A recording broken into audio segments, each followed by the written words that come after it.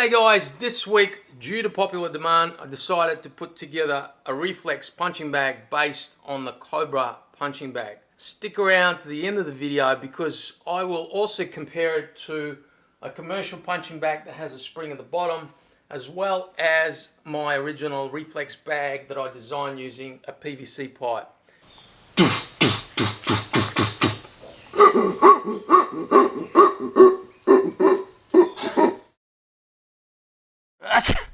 Okay, for the base, I'm using a 25 kilo umbrella base, which is around $20 US. But make sure you subscribe because next week I'm going to show you how to make your own base using a table leg like this one and an MDF board for just $10 US. For the pole, I'm using a 1¼ inch metal pole that fits fairly snugly into the base. This pole came as a 1 meter pole and it should fit my purpose.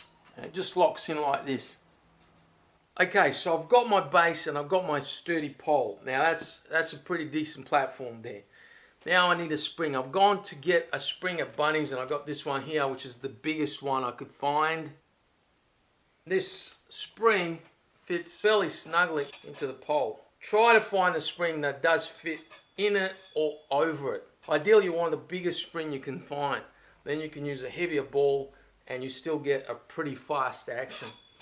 It's not quite a snug fit. I'm just going to put a bit of tape around it and then slot it in there and tape it in as well. Alright, now the top part is pretty straightforward. It's just a plunger and I've got it taped to this ball. I'm using a pretty light ball to allow for fast action. Now I tried a heavier ball and with this spring that did not work. It was just too slow.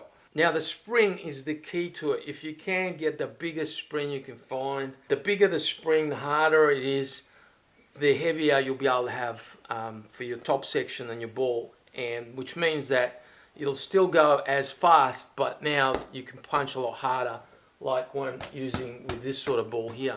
In my case, the plunger actually fits perfectly into the spring.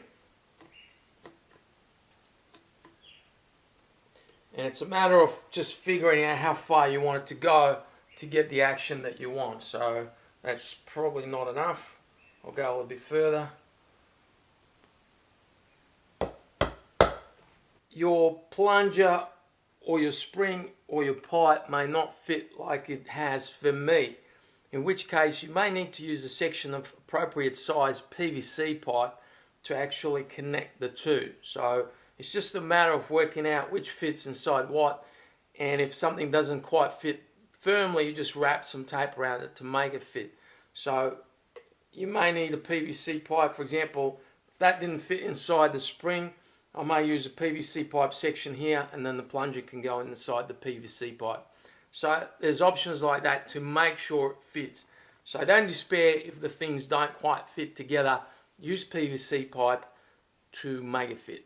Okay, now finally let me show you the difference between the actions of these three bags, including the commercial bag with the spring at the bottom.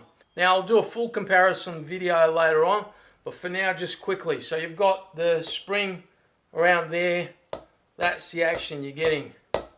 Alright, so that's your spring-loaded Cobra style bag. Okay, now you've got the one with the PVC pipe.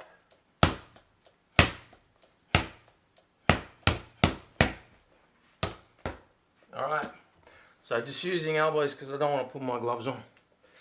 And now you've got your commercial one. Alright, it's not filled with water, but it does stick to the floor if I wanted to. But basically this bag is simply not worth training on. I mean, it's not going to teach me anything. It's too slow. So that's a spring at the bottom. I don't recommend this kind of bag. Spring midway, it's not bad if it's got a nice tough spring. I'll be doing an upgrade on that.